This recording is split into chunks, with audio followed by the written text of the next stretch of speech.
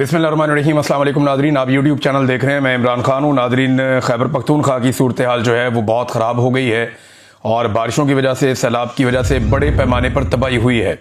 बहुत सारे ऐसे शहर हैं जिनके बारे में मैंने आपको पिछले व्लॉग में भी बताया और अभी मैं आपके सामने तफसीलात रख लेता हूँ कि बाजोड़ में और बुनेर में बहुत ज़्यादा तबाही हुई है। अपर दीर में, लोअर दीर में तबाही हुई है, स्वात में तबाही हुई है, शांगला में सैलाब आया है, दरियाए सिरन में और नारान जाने वाले इलाकों में भी सूरत हाल ख़राब है। खैबर पख्तूनख्वा की हुकूमत ने एक तरह से एमरजेंसी नाफिज कर दी है। कई इलाकों में आमदोरफ्त बंद है। हेलीकॉप्टर के जरिए से इमदाद देने की कोशिश की जा रही थी।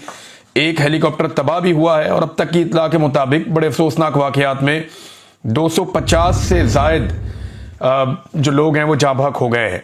ये कुदरती आफत है। पाकिस्तान एक क्लाइमेट चेंज का शिकार मुल्क है और यहाँ पे बड़ी एफर्ट की ज़रूरत है अगर हमने वापस अपने क्लाइमेट को ठीक करना है।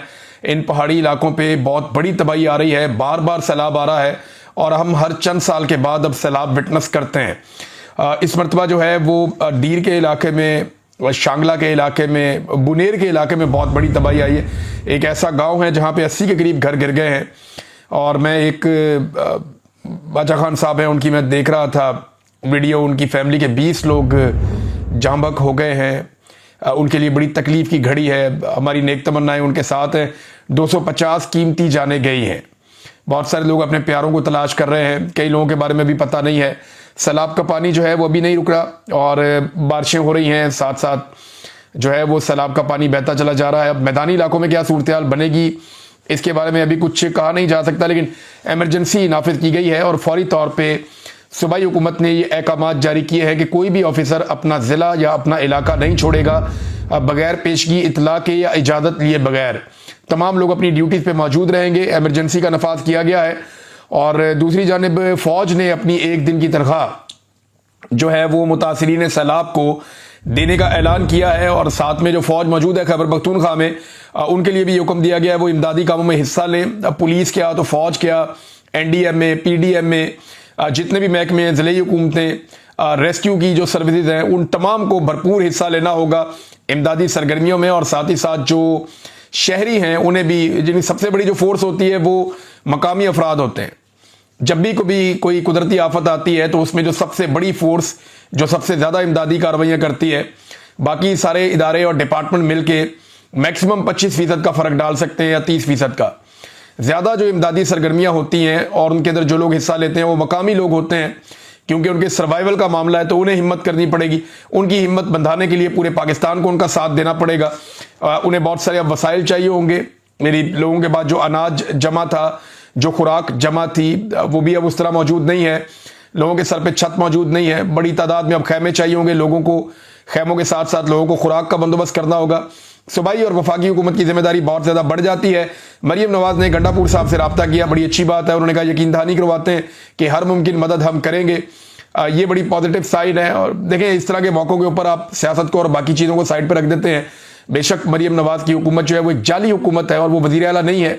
यहाँ पे होना तो ये चाहिए था, जिनकी हुकूमत है मैंडेट वाली हुकूमत होती। पाकिस्तान तहरीक इंसाफ का वज़ीर आला फ़ोन करता अली गंडापुर को, या जो वज़ीर आज़म है वो तहरीक इंसाफ का मौजूद होता और वो कहता कि जनाब हम यहाँ पे पूरा काम करेंगे खैबर पख्तूनख्वा में। लेकिन जो जाली लोग बिठाए गए हैं, रियासत उनके कंट्रोल में है। अब ये रियासत की रिस्पॉन्सिबिलिटी है कि फौरी तौर पर जो है वो खैबर पख्तूनख्वा में जितने भी लोग मुतासिर हुए हैं उनकी मदद की जाए। वफाक को फौरी तौर पर खैबर पख्तूनख्वा के जो वाजिबात हैं वो अदा करने चाहिए ताकि वो अपने शहरियों के तहफ़्फ़ुज़ में और उनकी मदद में भरपूर तरीके से फंड्स को खर्च कर सके। ना सिर्फ खैबर पख्तूनख्वा की गवर्नमेंट को अपने फंड खर्च करने चाहिए, बल्कि वफाक को वो फंड्स जो खैबर पख्तूनख्वा को देने हैं और वाजिबुल अदा है वो फंड्स फौरी तौर पे अदा करने चाहिए ताकि भरपूर इमदादी कामों में ये पैसा काम आ सके। जो पैसा आपके मुश्किल वक्त में काम ना आए उसका क्या फ़ायदा। अब ये बेहतरीन वक्त है कि खैबर पख्तूनख्वा की हुकूमत को उसका पैसा लौटा दिया जाए ताकि वो इमदादी कामों में उस पैसे को लगा सके। अपनी अलग अलग 1-1.5 इंच की मस्जिद बनाने की बजाय यहाँ पे बेहतर यह है कि तमाम इदारे एक कोऑर्डिनेशन के तहत काम करें। सूबाई हुकूमत जो है वो सबको कमांड करे और सबके साथ मिलकर काम करे और साथ ही साथ जो है वो ज़िले हुकूमतें इसमें बहुत इंपॉर्टेंट रोल प्ले करती हैं। देखें, अगर किसी जगह पे जमात इस्लामी की लोकल नुमाइंदगान जमात इस्लामी के हैं या फजल रहमान साहब की पार्टी के हैं या PTI के हैं या किसी और पार्टी के हैं, उनके ज़रिए से जब आप काम करवाएंगे तो ज़्यादा इफेक्टिव काम होगा। इस वक्त अपनी अपनी सियासत भूल जाए, एस्टेब्लिशमेंट अपनी सियासत भूल जाए, सियासी जमातें अपनी सियासत भूल जाएं और सबको मिलकर इस वक्त सैलाब मुतासरीन की मदद करनी है। और उसके लिए जो सबसे बेहतरीन मैकेनिज्म है वो मकामी हुकूमतें हैं, यानी जिसको आप काउंसलर कहते हैं, मकामी जो मेयर होते हैं या नाजिम होते हैं या निचले लेवल पे जितने भी काउंसलर्स वगैरह हैं, वो ज़्यादा बेहतर काम कर सकते हैं। वजह यह है कि वो ग्राउंड के ऊपर लोगों के साथ जुड़े हुए हैं, उन्हें एग्जैक्टली पता है कि उनके इलाके में यूनियन काउंसिल में कितने घर गिरे हैं, कितने लोग जो है वो बेघर हुए हैं, कितने लोग जो है जाम बहक हुए हैं, कितने लोगों का क्या नुकसान हुआ है। तो यहाँ पे मकामी नुमाइंदगान को, जो वहाँ के लोकल लीडर्स हैं, चाहे उनका ताल्लुक जिस भी पॉलिटिकल पार्टी से, उनको मैक्सिमम इस्तेमाल किया जाए ताकि लोगों की भरपूर तरीके से मदद की जा सके। 250 अफराद जाम बहक हुए हैं, ये छोटा नंबर नहीं है। और ये आनन फानन सब कुछ हुआ है, बिल्कुल किसी को समझ ही नहीं आई, इतनी तेजी से सैलाब आया है और बड़े अजीबोगरीब मनाजिर हमने देखे हैं, बड़ी तबाही हमने देखी है खैबर पख्तूनख्वा में। और अभी आदादोशुमार मजीद आ रहे हैं, उनके बारे में हम बात करते रहेंगे। सैलाब मुतासरीन के लिए सबसे ज़्यादा मदद पाकिस्तानी खुद कर सकते हैं, पाकिस्तानियों को बढ़ चढ़ के इसमें हिस्सा लेना चाहिए। और इसके लिए हम रिकमेंड भी करेंगे कि कौन लोग बेहतरीन काम कर रहे हैं। और उम्मीद है आने वाले दिनों में हम लोग भी काम शुरू करेंगे। मेरे पास पाकिस्तान में पूरी एक बहुत बड़ी टीम थी, मैं उनसे गुजारिश करूंगा वो एक्टिव हो जाएं सब लोग और भरपूर तरीके से मदद करें। जो मेरे से बन पड़ेगा मैं हाजिर हूं हर तरह की खिदमत के लिए, और जो बाकी लोग मौजूद हैं वो अपने हम वतनों की मदद के लिए आगे बढ़ें। नादरीन, ये सैलाब की सूरत हाल है, इस पर आपको अपडेट भी करते रहेंगे, चीज़ें आपको बताते रहेंगे। बैनुल-अक़वामी सतह पे एक बहुत बड़ी खबर है, ट्रंप की पुतिन से मुलाकात। ये आलमी मंजरनामे में इस वक्त की सबसे बड़ी खबर है। दो सुपर पावरें, जो बहुत बड़े दो ताकतें हैं दुनिया की, उनके सरबराह आपस में मिले हैं। कैसे मिले ये मैं आपको वीलॉग में आगे चल के बताता हूं, लेकिन पाकिस्तान के अंदर एक नया बयानिया लॉन्च हो रहा है। मुझे कुछ बड़े जिम्मेदार लोगों ने यह बताया कि अब हमें बुलवाया जाता है और बुलाकर हमें एस्टेब्लिशमेंट की जानिब से यह कहा जाता है कि कायद-ए-आज़म मोहम्मद अली जिन्ना ने या माजी में जो पाकिस्तान के लीडरान थे, उन्होंने जो मौक़िफ़ रखा आलमी इशूज़ के ऊपर, ख़ासतौर पर वो कश्मीर की और फ़लस्तीन की और दीगर कुछ और इशूज़ हैं उन पर बात करते हैं और इशारों में बात करते हैं, बाज़ लोगों के साथ खुलकर बात करते हैं कि 70 साल की पॉलिसी इस वक्त नहीं चल सकती। 70 से 80 साल पुराने नज़रियात और जो पॉलिसीज़ हैं वो उस दौर के मुताबिक ठीक थे, अब दौर बदल चुका है। वो कहते ये हैं कि जनाब जदीद दौर आ गया, सूरत हाल तब्दील हो गई है, लिहाजा अब एक नई पॉलिसी के साथ पाकिस्तान को चलाना पड़ेगा और इसके लिए ग्राउंड बनानी शुरू की जा रही है। जो इंटेलेक्चुअल्स हैं उन्हें बुलाया जा रहा है, जो मुख्तलिफ तज्ज़ियाकार हैं, कॉलम निगार हैं, इस किस्म के लोग हैं, उनको बुलाकर ब्रीफिंग दी जा रही है कि जदीद दौर है, हमें माजी के चंद उसूलों को बदलना पड़ेगा। वो उसूल जो बानियाने पाकिस्तान के साथ जाकर मिलते हैं, जिन लोगों ने पाकिस्तान बनाया, खासतौर पर कायद-ए-आज़म मोहम्मद अली जिन्ना, उनके उसूलों को भी छोड़ना पड़ेगा। और आपको पता है इब्राहिम कार्ड के तहत अब ये चाहता है डोनाल्ड ट्रंप के पाकिस्तान इसराइल को तस्लीम करे और उसमें पाकिस्तान के मौक़िफ़ में एक लचक आई है। लचक पाकिस्तान के मौक़िफ़ में ये आई है कि पाकिस्तान 2 स्टेट जो है वो सलूशन की तरफ जाना चाहता है कि इसराइल को भी बाकायदा एक मुल्क बनाया जाए और कुछ इलाके उन्हें दिए जाएं और फ़लस्तीन को भी बाकायदा एक मुल्क बनाया जाए और कुछ इलाके उनको दिए जाएं। पाकिस्तान का मौक़िफ़ पहले बड़ा सख्त रहा है कि ये सारे जो मकबूजा इलाके हैं ये फ़लस्तीनियों की मलकियत है, फ़लस्तीनियों को उनकी होमलैंड वापस दी जाए। लेकिन अब पाकिस्तान का मौक़िफ़ थोड़ा थोड़ा ट्विस्ट कर रहा है और आने वाले दिनों में आप ये चीज़ें देखेंगे, क्योंकि इस बयानिए के ऊपर काम हो रहा है। ये बयानिया लॉन्च किया गया है इस्लामाबाद की बैठकों में, रावलपिंडी की बैठकों में और मुख्तलिफ जगहों पे पाकिस्तान में इसके ऊपर बातचीत हो रही है। और जिन लोगों से बातचीत हुई है उन्होंने मुझे बताया और मैं बराह रास्त इसके बारे में बहुत कुछ जानता हूं। आने वाले दिनों में ये चीज़ें हम आपके सामने रखेंगे। नादरीन, बयानिया जो भी बनाया जाए उस बयानिए में एक चीज़ जो है वो रुकावट रहती है, वो इमरान खान है। और इस रुकावट को दूर करने के लिए एस्टेब्लिशमेंट ने पूरी कोशिश की है, लेकिन ये रुकावट दूर हो नहीं रही। आज मैं एक वीडियो देख रहा था, ये यौम आज़ादी के सिलसिले में एक तकरीब रखी गई थी, उसमें एक बच्चा है छोटा सा और वो तकरीर कर रहा था, बड़े शौक से सब लोग सुन रहे थे कि अचानक से वो बच्चे ने जो है ना वो इमरान खान जिंदाबाद के नारे लगाना शुरू कर दिए और जो स्टेज के ऊपर मुंतजिम मौजूद था उसकी दौड़े लग गई। वो भाग कर आया और बच्चे से माइक छीनने की उसने कोशिश की और उसके बाद वीडियो कट हो गई।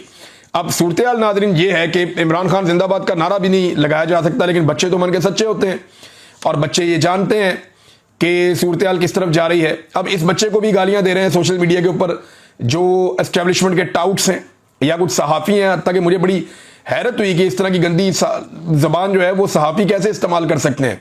भाई एक छोटा बच्चा है, अगर उसने इमरान खान जिंदाबाद का नारा लगा दिया तो इससे क्या फ़र्क पड़ता है। पाकिस्तान में जमहूरियत है, कोई भी शख्स कोई भी नारा लगा सकता है और अगर उसने ये नारा लगाया है तो ये इसकी चॉइस है, उसको ये इजाज़त दी जाए। आप क्या साबित करना चाहते हैं कि आप इस मुल्क में किसी बच्चे को भी बोलने की इजाज़त नहीं देंगे? क्या मुकम्मल तौर पे फिरौनियत लागू कर दी गई है इस मुल्क पे?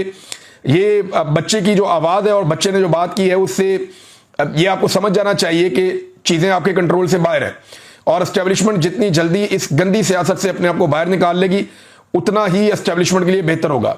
मियां नवाज शरीफ साहब आज अगर अपने उसूलों के ऊपर वापस आने की कोशिश करें, अव्वल तो उनके शुरू से उसूल रही कोई नहीं, लेकिन जो उसूल उन्होंने आज से 2 साल पहले 3 साल पहले जब वो अपोजिशन में थे उन्होंने कुछ उसूल बनाए थे कौम को दिखाने के लिए सही, लेकिन मियां साहब आज भी वोट को इज्जत दो के बयानिए पे वापस आए तो मेरे समेत सारे पाकिस्तानी या वो लोग जो जमहूरियत पसंद है वो उन्हें सपोर्ट करेंगे कि ठीक है मियां साहब आए आप वापस, आप बैठे, आप इमरान खान साहब के साथ बैठे, बाकी लोगों के साथ बैठे और अपनी गलती तस्लीम करें, इस हुकूमत को छोड़ें, फ्री एंड फेयर इलेक्शन करवाएं और एक नया मिसाक जमहूरियत करें जिसमें एस्टेब्लिशमेंट को हमेशा के लिए सियासत से बाहर निकालकर फेंक दिया जाए। अब पिछले मिसाक जमहूरियत का आप लोगों ने जो हाल किया, यानी इमरान खान साहब को तो हुकूमत 2018 में आकर मिली ना, आपने तो पिछले मिसाक जमहूरियत को पहले ही तबाह कर दिया था जब आप काला कोट पहनकर अदालत में चले गए थे, जब आपने जबरदस्ती अदालत के जरिए से गिलानी को बाहर निकलवाया था, जब आपने धांधली करके 2013 में एस्टेब्लिशमेंट के साथ मिलकर हुकूमत बनाई थी, तो ये सारा कुछ आपने चार्टर ऑफ डेमोक्रेसी को आपने पहले ही तबाह कर दिया था। आप किसी और को ब्लेम नहीं कर सकते। आज आप लोगों की जिम्मेदारी है, रवायती सियासी जमातें हैं, इमरान खान साहब को आप लोगों को मनाना पड़ेगा और इमरान खान साहब जो हैं वो ये कई मरतबा कह चुके हैं कि पाकिस्तान की खातिर मैं दिल बड़ा करने के लिए तैयार हूं, मुझे अपने किसी मामले का बदला नहीं लेना, लेकिन पाकिस्तान को अगर आगे बढ़ना है तो एस्टेब्लिशमेंट की बेसाखियों के बगैर आगे बढ़ना होगा। हाँ, एस्टेब्लिशमेंट का जो किरदार है, जो काम है, वो उनसे लिया जाए और जो उनको ड्यूटी दी जाए वो ड्यूटी पूरी करें, लेकिन ये वो मुल्क नहीं चला सकते, मुल्क की तकदीर के फैसले वो नहीं कर सकते। इस मामले को खत्म करना पड़ेगा। नाज़रीन, इंतखाबात में धांधली के हवाले से एक सर्वे और हमारे पास मौजूद है रिपब्लिक पॉलिसी का, और वो ये कहते हैं जनाब कि ये सर्वे हमने करवाया लाहौर में कि 2024 के इंतखाबात में लाहौर के शहरी क्या समझते हैं कि धांधली हुई या नहीं हुई। सिंपल क्वेश्चन ये है कि क्या आप समझते हैं कि 2024 के इंतखाबात में 8 फरवरी को जो हुए उनमें धांधली हुई या नहीं हुई? तो लाहौर के 87% 87% शहरी ये समझते हैं कि 2024 में जो 8 फरवरी को इंतखाबात हुए थे उनमें धांधली हुई है। ये तो बेचारे मियां जावेद लतीफ साहब खुद कहते हैं कि हम तो इलेक्शन हार गए थे, हमें तो जबरदस्ती लाके हुकूमत में बिठाया गया है। यानी एक ऐसा आदमी भी है पीएमएलएन में जो खुलकर ये बात करता है, और इस बात पे मैं मियां जावेद लतीफ साहब को दाद देना चाहता हूं कि चलो उन्होंने खुल के बात तो की कि हम तो इलेक्शन सारे हार गए थे, हमें तो जबरदस्ती ये हुकूमत दी गई है। यही बात राणा सनाउल्लाह साहब भी इशारों में कर चुके हैं। पीएमएलएन के और बहुत सारे लोग भी ये बात करते हैं कि जनाब ये हमारे साथ ज्यादती की गई है, हम तो इलेक्शन हार गए थे। मियां साहब तो तकरीर किए बगैर वापस चले गए थे, पाकिस्तान तहरीक इंसाफ इलेक्शन जीत गई थी, लेकिन फिर हमें बुलाकर जबरदस्ती हुकूमत हमारे हवाले कर दी गई। 87% लोग कहते हैं कि धांधली हुई है इंतखाबात में, सिर्फ 5% लोग कहते हैं कि नहीं हुई। अब ये 5% लोग कौन है? ये कट्टर कोई पीएमएलएन के लोग होंगे जिनको लगता होगा कि नवाज शरीफ साहब इलेक्शन ठीक जीतते हैं या उन्हें हुकूमत ठीक मिली है।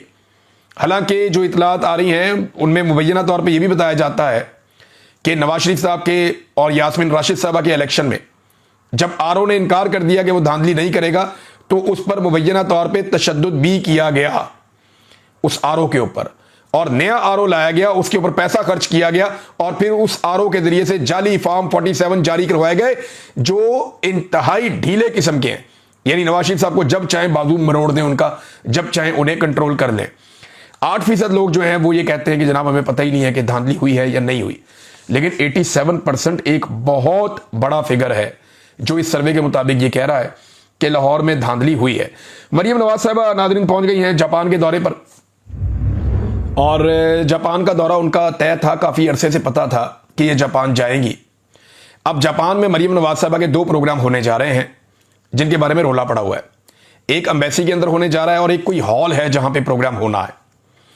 इन दोनों प्रोग्राम्स के लिए बड़ी अजीबोगरीब शराइत रख दी गई हैं वहां एम्बेसी और स्टाफ की जानिब से।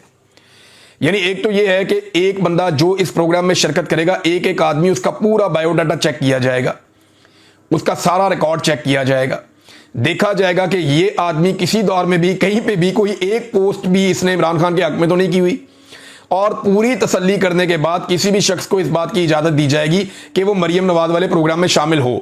अच्छा, दूसरा ये है कि जितने भी एम्बेसी का स्टाफ है, ये एम्बेसी अब एक नई जगह पे बनी हुई है। पहले जो एम्बेसी थी वो बड़ी कीमती जगह पे थी, बड़ी शानदार एम्बेसी थी। जरदारी साहब के दौर में एक स्कैंडल भी आया था इस पे कि इसको तब्दील कर दिया गया था। अब इनके घर भी अंदर ही है, जो एम्बेसी का स्टाफ है उनके घर भी अंदर ही है, और कुछ इतलात ये हैं कि जो एम्बेसी का स्टाफ है उनके लोगों को नए कपड़े पहना के और उनके साथ जो उनकी फैमिली के लोग हैं उनको बिठाया जाएगा मरियम नवाज के सामने, ताकि कोई शख्स कोई हरकत ना कर सके, कोई नारा ना लगे। एक शर्त यह रखी गई है कि कोई भी अपना मोबाइल फोन या कोई ऐसी डिवाइस नहीं लेकर आएगा जिससे रिकॉर्डिंग हो सके कि मरियम नवाज ने क्या कहा और सामने लोगों ने क्या कहा। इतने खौफ के आलम में ये लोग जापान के अंदर प्रोग्राम करने जा रहे हैं। और एक अजीबोगरीब बात आपको मैं बताता हूं, अभी तक जापान में किसी को नहीं पता कि वो हॉल कहां पे है जहां पे ये प्रोग्राम होना है। PMLN के लोगों से पूछा गया कि क्या आप जानते हैं कि मरियम नवाज ने जो एक प्रोग्राम करना है जापान में, जापान के अंदर जो ओवरसीज जापानी है, पाकिस्तानी शहरी जो ओवरसीज वहां रहते हैं जापान के अंदर, जो मरियम नवाज ने एक प्रोग्राम करना है वो हॉल कहां पे है जहां ये प्रोग्राम होना है। तो उन सब ने इनकार किया, उन्होंने कहा जी हमें भी नहीं बताया गया, यानी हमें अचानक बताया जाएगा, हम उस हॉल में पहुंचेंगे या कहीं से हमें इकट्ठा करके उस हॉल में ले जाया जाएगा। और कुछ बंदे पाकिस्तान से भी जापान पहुंचाए गए, ये भी मैं आपको बता दूं। कुछ लोग जो है पाकिस्तान से जापान पहुंचाए गए हैं जिन्हें ओवरसीज पाकिस्तानी बनाकर मरियम नवाज के सामने बिठाया जाएगा। अब आप अंदाजा करें कि इतना खौफ है इन्हें अवाम का, ये किसी भी मुल्क में, जापान जैसे मुल्क में ये अवाम का सामना नहीं कर पा रहे, तो ये कहां पे अवाम का सामना करेंगे। अब नाज़रीन, अब तक की सबसे बड़ी खबर, आलमी सतह पे डोनाल्ड ट्रंप की और प्यूटन की मुलाकात हुई है।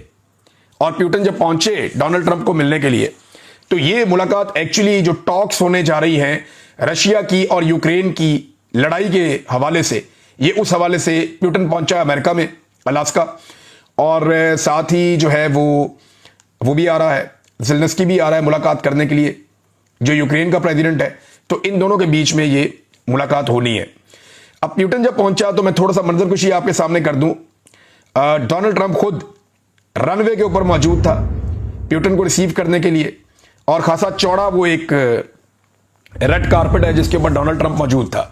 अब पता नहीं इन्होंने जानबूझकर किया या ये पॉलिसी है, जिस कारपेट को बिछाया गया प्यूटन के जहाज तक वो बहुत बारीक था, यानी वहां गलती की गुंजाइश बिल्कुल नहीं थी। जब आप जहाज से उतरते हैं तो आपको थोड़ा सा सिकनेस होती है ना जहाज से उतरने की। आप जहाज से उतरे हैं, अगर आप लोगों ने जहाज में ट्रेवल किया तो जब आप उतरते हैं तो थोड़ा सा आप उतने नॉर्मल नहीं होते जितने आप जमीन के ऊपर ट्रेवल करते हुए होते हैं। अगर आप गाड़ी में भी लंबा सफर करके जाएं तो आप जब उतरते हैं तो आपको 1 आधा 2 मिनट लगते हैं पूरी तरह से नॉर्मल होने में। अब ये जहाज से उतरते हैं, बिल्कुल बारीक कारपेट है, इसके ऊपर तो कैट वॉक ही करनी थी, लेकिन प्यूटन के ऊपर भी शाबाश है, वो उस कारपेट के ऊपर ऐसा बैलेंस जबरदस्त तरीके से चलकर आया, पूरा कॉन्फिडेंट वॉक की उन्होंने। और डोनाल्ड ट्रंप ने बाकायदा क्लैपिंग की पहले, और फिर पहले हाथ बढ़ाया प्यूटन से मिलने के लिए, और प्यूटन ने आकर डोनाल्ड ट्रंप से हाथ मिलाया। डोनाल्ड ट्रंप का जो एक तरीका है कि वो दूसरे का हाथ खींच के अपनी बगल में यहां लेकर आते हैं और उसको झटका झुटका देने की कोशिश करते हैं, लेकिन प्यूटन ने बड़ी मजबूती से डोनाल्ड ट्रंप को हैंडल किया और बड़े कॉन्फिडेंटली दोनों ने वहां पे खड़े होकर बात की। तो इसमें एक तो अगर ये शरारत थी तो काम नहीं आई, प्यूटन की जो वॉक है वो बड़ी शानदार रही, बड़ी कॉन्फिडेंट रही, बहुत बारीक कारपेट के ऊपर भी वो बहुत ठीक चलते हुए आए। और डोनाल्ड ट्रंप से उन्होंने हाथ मिलाया, मुसाफा किया। उसके बाद एक मीटिंग इन दोनों के बीच में हुई है। डोनाल्ड ट्रंप से जब पूछा गया कि मीटिंग कैसी रही तो आप कितने नंबर देंगे, तो डोनाल्ड ट्रंप ने कहा कि 10 आउट ऑफ 10, यानी मैं इसको 10 में से 10 नंबर दूंगा। मेरी बड़ी पॉजिटिव और अच्छी मुलाकात हुई है प्यूटन से, लेकिन उन्होंने 2 चीजें बोली। उन्होंने कहा ही इज अ स्ट्रॉन्ग गाय, ये एक बड़ा मजबूत आदमी है। दूसरा, टफ एज हेल, ये बहुत ही टफ आदमी है, यानी इसको डील करना इतना आसान नहीं है, लेकिन मैं इस मुलाकात को पॉजिटिव कहूंगा। अब मुख्तलिफ मीडिया हाउसेज जो हैं वो अलग अलग रिपोर्ट कर रहे हैं। फॉक्स न्यूज रिपोर्ट कर रहा है जी बड़ी जबरदस्त मुलाकात हुई, इसका आउटकम बहुत अच्छा होगा। जब डोनाल्ड ट्रंप भी इससे उम्मीद लगाकर बैठे कि आउटकम अच्छा होगा। डोनाल्ड ट्रंप की यह खूबी है कि जिससे भी वो मुलाकात करता है उसकी तारीफ करता है। डोनाल्ड ट्रंप का यह तरीकाकार है, बहुत कम वो ऐसा करता है जैसा ज़ेलेंस्की के साथ उसने किया। वो एक बिजनेसमैन है ना, तो वो जानता है कि किसी चीज को जिससे आपने हासिल करना होता है तो उसको थोड़ी सी आपने ढील देनी होती है। तो उसने बड़ा पॉजिटिव जेस्चर दिया है और डोनाल्ड ट्रंप इतना पॉजिटिव रहा कि अब जो अगली मुलाकात होने जा रही है, जो एक टॉक्स का सेशन होने जा रहा है प्यूटन और ज़ेलेंस्की के बीच में, यानी यूक्रेन और रशिया के बीच में, उसमें डोनाल्ड ट्रंप को दावत दी गई है कि आप भी आए और आकर उसको ज्वाइन करें। तो डोनाल्ड ट्रंप ने यह भी कह दिया कि मैं आऊंगा और ज्वाइन करूंगा। तो उम्मीद है कि यह जंग रुक जाए जो रशिया और यूक्रेन के बीच में गुज़िश्ता 3 सालों से हो रही है। अच्छा, इसमें एक चीज और भी है, 3.5 साल हो गए हैं। इसमें एक चीज यह है कि रशिया ने यह वाली टॉक्स शुरू होने से पहले बड़े जोरदार तरीके से अटैक किया और 10 किलोमीटर वो घुस गए, यानी जो उनका डिफेंस था उसको ब्रेक कर दिया। यूक्रेन के डिफेंस को ब्रेक करते हुए रशियन फौजी 10 किलोमीटर अंदर तक गए हैं एक दिन पहले, और उसके बाद अब आया प्यूटन मिलने के लिए। तो ये एक बड़ा मजबूत जेस्चर था वहां ग्राउंड पे भी, खबरों में भी, और प्यूटन का आना, यूं मिलना और फिर बैठ के बातचीत करना। तो ट्रंप ने कहा कि अब ज़ेलेंस्की के ऊपर कुछ चीजें डिपेंड करती हैं कि वो अब क्या करता है। ट्रंप के पास जो हथियार है वो टैरिफ का हथियार है, पाबंदियां लगाने का हथियार है। इस वक्त पूरे यूरोप ने, अमेरिका ने बहुत हथियार देकर देख लिया यूक्रेन को। रशिया का मुकाबला ये वहां पे नहीं कर सके। ग्राउंड पे रशिया का मुकाबला करना इतना आसान नहीं है। उनके पास दुनिया के बेहतरीन हथियार हैं, और अगर इस वक्त ये रशिया के साथ, यानी उसके ऊपर अटैक तो कर नहीं सकते, रशिया के ऊपर एटमी पावर है, बहुत ज्यादा ताकत है उसके पास, तो ये पुराना दौर तो है नहीं। और रशिया जहां पे लड़ाई कर रहा है वहां वो खुद बहुत मजबूत है। यूक्रेन को सारी दुनिया ने इतना असला दिया कि किसी मुल्क को अभी तक इतना असला नहीं मिला लड़ने के लिए। 3.5 साल में यूक्रेन ने दुनिया भर के हथियार रशिया के ऊपर चला लिए, लेकिन रशिया टस से मस नहीं हुआ। वो बहुत अग्रेसिवली उसने डील किया है यूक्रेन को, और वो पीछे नहीं हटा। हालांकि ये पसीने छुड़ा देने वाली लड़ाई थी।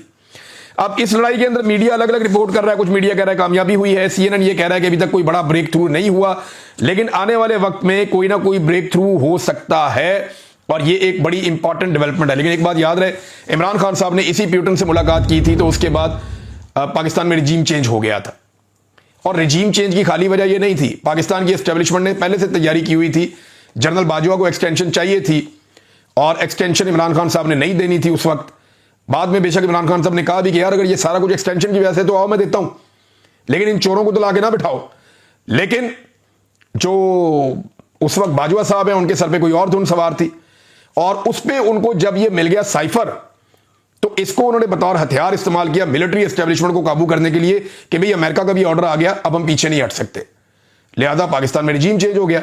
अब इसी प्यूटन से मिलने से रिजीम चेंज हुआ था। आज वही अमेरिका रनवे पे खड़े होकर, उनका प्रेसिडेंट उसी प्यूटन का इस्तकबाल करता है और उसके साथ बातचीत करते हैं, और अपने उस हमायती के ऊपर दबाव डाल रहे हैं सुलह के लिए और जंगबंदी के लिए, जिसको उन्होंने दुनिया भर के हथियार फराहम किए थे।